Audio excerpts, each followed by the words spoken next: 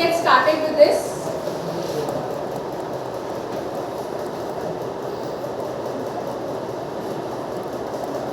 देखो तुम्हारी इंट्रोडक्शन है, इसको पढ़ लेना यहाँ से. E-commerce I have taken. E-commerce के ये बेसिक ऑब्जेक्टिव्स वो हैं, नेचर और सिग्निफिकेंस एंड एवरीथिंग, हमने ये सब पढ़ा था. Primers, if you remember, I have told you digital convergence, ubiquity, first second class के अंदर we have studied all this. ये तुम्हारे मॉडल्स हैं. Fine. B2B, B2C, we have studied all this. Framework. Visible है सबको? Yes, ma'am. See the thing is, हम लोगों ने लास्ट क्लास के अंदर बात की थी, एक मैंने पूरा फ्लो चार्ट करवाया था जिसके अंदर हमने प्लानिंग, ऑर्गेनाइजिंग और वो सब पढ़ा था. तो the thing is, the question is, ऐसे ही गलत दिया हुआ है, पिलर्स का इसमें.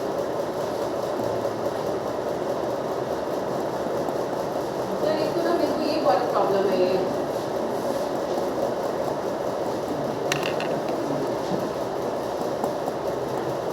अच्छा ये ऐसे ही होता है, लेकिन जैसे यहाँ पर ये दो पिलर्स है ना, ये दो की जगह चार होते हैं. ठीक है, पीपल, पब्लिक, पॉलिसी और टेक्नोलॉजी, ये चार पिलर्स होते हैं जिसके बेसिस के अंदर हमारा ई कॉमर्स का फ्रेमवर्क चलता है. इस फ्रेमवर्क के अंदर हमारे पास में 7 लेयर्स होती हैं. Fine. When we talk about the framework, framework का क्या मतलब है? एक ब्लूप्रिंट. अगर आपको ई कॉमर्स करना है तो यही तरीका है, इसके अलावा कोई तरीका नहीं. These are certain factors upon which you are dependent in order to do e-commerce.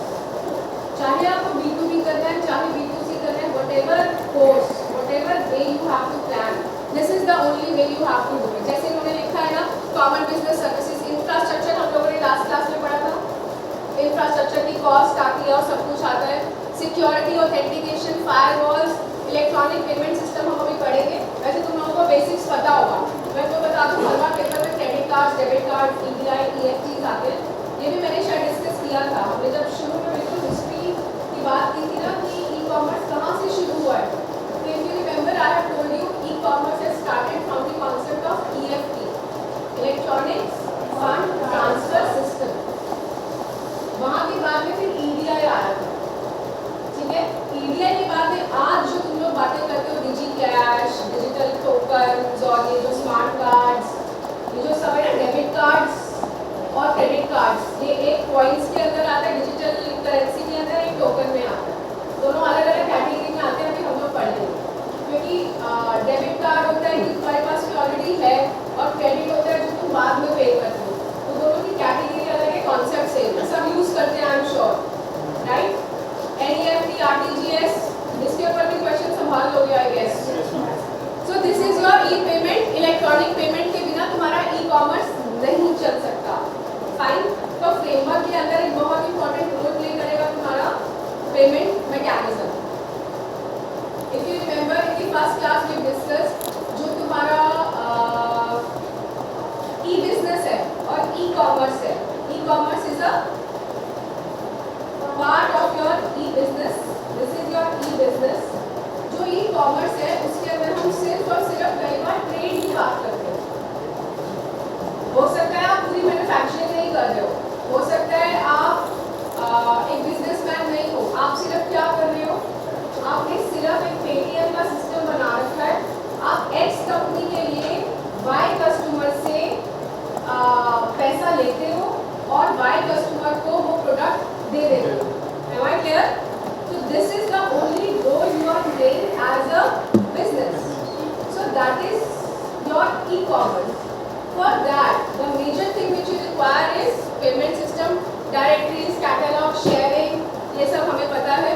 Then comes your information and distribution infrastructure. उसके अंदर वो भी आ जाएगा. Multimedia content है, network publishing infrastructure है. Information के लिए जो तुम्हारे wireless, internet, intranet, extranet, all that we have discussed. Am I clear? वैसे ये फ्रेमवर्क ऐसा होता है नहीं. मुझे 1 मिनट दो.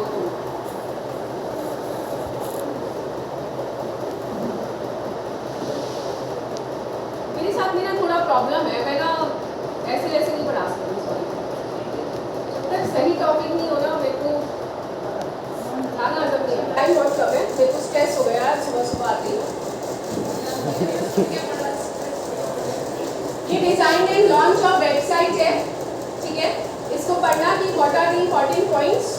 ये सिंपल है, payment, time, cost, integration, scalability, customization कैसी होती है। ऑब्वियसली अगर एक वेबसाइट की डिजाइनिंग करोगे, पूरी प्लान करोगे एक वेबसाइट बनाना, तो ये चीज़ें तो कंसिडर करोगे। हार्डवेयर, सॉफ्टवेयर, सपोर्ट सिस्टम कैसा है, कोई डाउट्स किसी को? No. एक बार देख लो point. You want me to explain anything? ये हम लोगों ने, if you remember, I have discussed once, हमेशा जब भी ई कॉमर्स करोगे you will always fall in a situation of make or buy. Right? Make और buy का होता है इन हाउस डेवलपमेंट करोगे या आउटसोर्स। सी आप कोई भी बिजनेस कर रहे हो लाइफ में, ये प्रॉब्लम आपको हमेशा फेस करनी पड़ेगी। डिसीजन मेकिंग के अंदर हमेशा ये चीज़ आएगी कि खुद बनाओगे, तुम हर चीज़ में तो एक्सपर्ट नहीं हो सकते ना, तो हो सकता है कोई एक चीज़ तुम्हें नहीं आती हो, उस चीज़ को आउटसोर्स करो और बाकी चीज़ें इन हाउस डेवलप। हो सकता है अभी जो हमने इंफ्रास्ट्रक्चर की बातें करी थी उसमें से 4 चीज़ें आपको आती हो, 4 नहीं आती, outsource, bye. Am I clear? तो उसके एडवांटेजेस और डिसएडवांटेजेस होते हैं, सबकी अपनी अपनी चीज़ें होती है, तो वो पढ़ने की ज़रूरत है। आउटसोर्सिंग कैसे होती है, इन हाउस डेवलपमेंट कैसे होती है, clear? Yes. Then comes your online transactions. इसके अंदर तुम्हारी ये सारी B2B वगैरह आ जाएंगी। ये देखो ये कितना सही तरीके से इन्होंने दिया हुआ है। बेसिक्स है ये, बेसिक्स। तुम्हारा B2C ई कॉमर्स कैसे चलता है, ऑर्डरिंग, फुलफिलमेंट, पेमेंट, इधर ये सर्विस सपोर्ट, इंफॉर्मेशन शेयरिंग और ये कंपनी की साइट, दोनों तरफ से अगर तुम इसके एरो के हिसाब से जाओगे यू विल अंडरस्टैंड इट। कोई डाउट किसी को?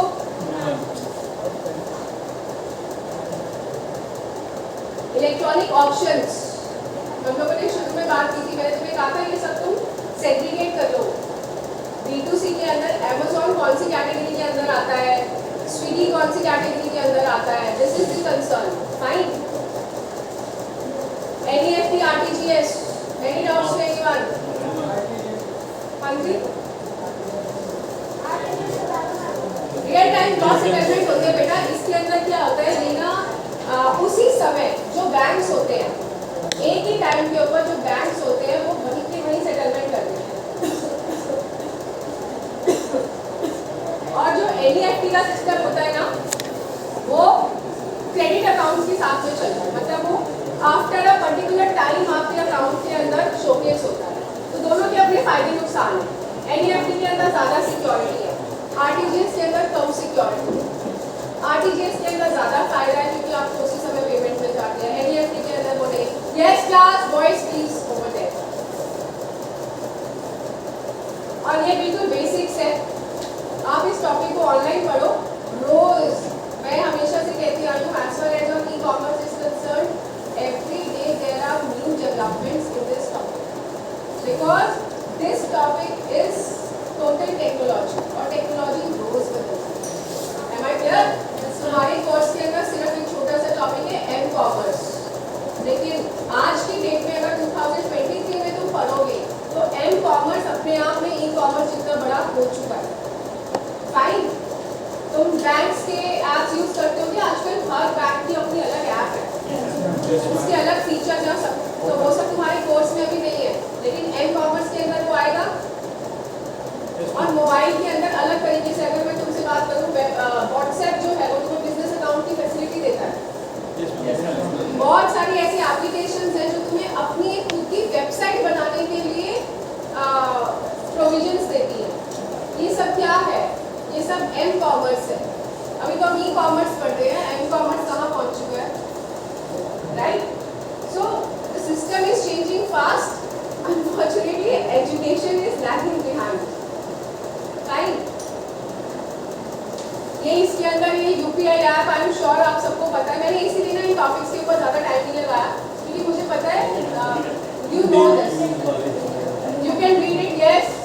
आपस में क्या बात कर रहे हो बेटा? You can read it by your own. Debit card तुम्हारे पेपर में आ सकती है, मुझे बताने की जरूरत नहीं है डेबिट कार्ड क्या, प्लास्टिक कार्ड है, ऐसे चलता है, इतना नंबर होता है, प्लीज याद कर लेना उसको। Fine, debit card, credit card, NEFT, ये सब याद कर लेना।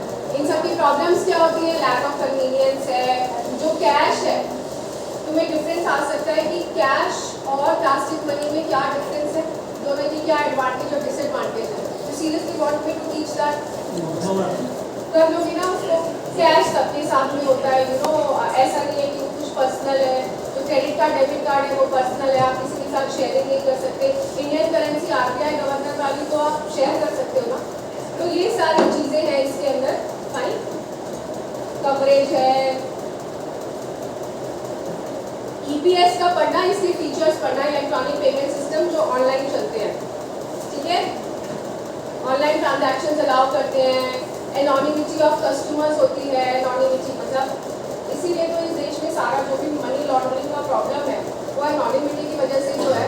मेरे पास में, मेरे बैंक में जो 2000 रुपये का नोट है वो कहाँ से आया, कैसे आया, मेरे पास में वो कैसे है, क्या मैं उसका जवाब दे सकती हूँ किसी को? कोई मुझसे पूछता है? तो वो एनोनिमिटी ऑफ कैश है। लेकिन क्रेडिट कार्ड डेबिट कार्ड के अंदर आपके कितने पैसे हैं, you are answerable for that. Am I clear? So वो उन चीज़ों की अपनी एडवांटेजेस और डिसएडवांटेजेस हैं।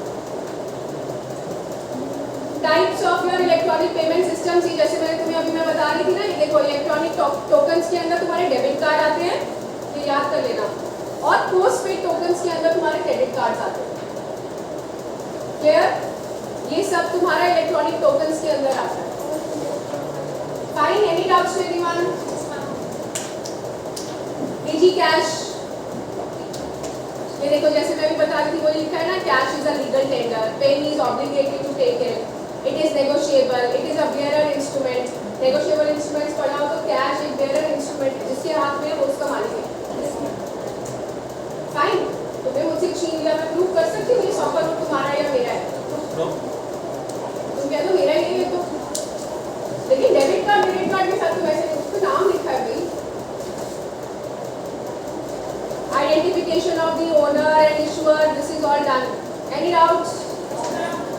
ये वाली नोट से भी तुम पढ़ना है ना, these are good. Electronic cheques हम लोगों ने बात की थी।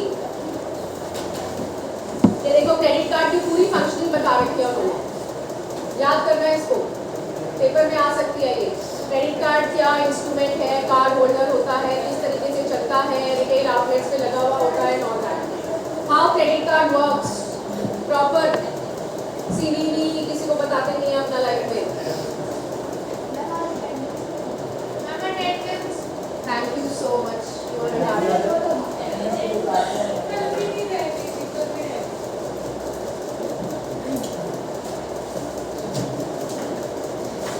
डेबिट कार्ड पढ़ लोगे? ये पेमेंट सिस्टम है तुम्हारा पूरा। Advantages of your, yes class, advantages of your electronic payment system: reduce operational and processing cost, fine, increased online commerce, आप बढ़ा सकते हो।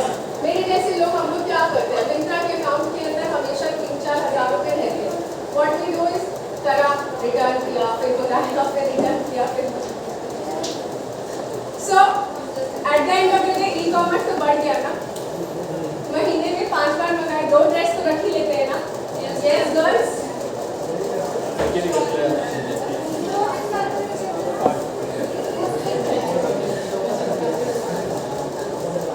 Yes class please.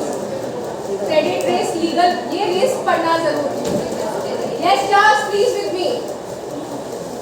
Risk associated with your electronic payment, ये अलग से टॉपिक है तुम्हारे कोर्स के अंदर, ठीक है। तो सिक्योरिटी पेमेंट के अंदर एक तुम्हारा आता है operational risk. What do you mean by operational risk?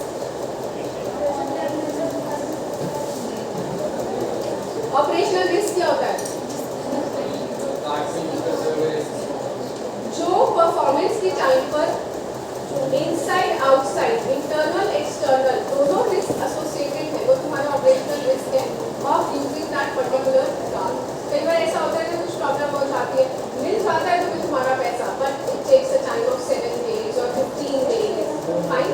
So all those are your operational risk associated. Then there is this credit risk. ऐसा हो सकता है कि जनरली ऐसा होता है ना,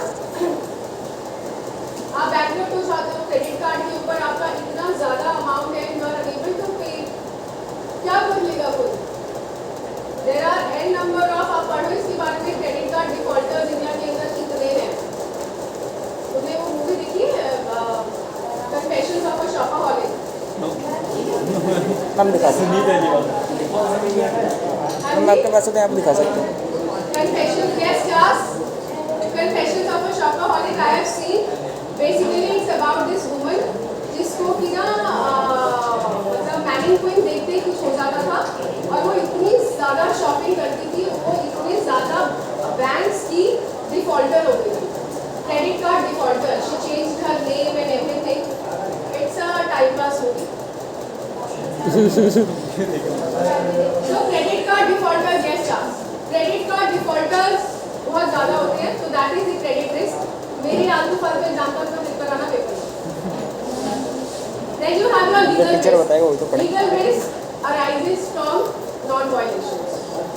जब भी आप non-violation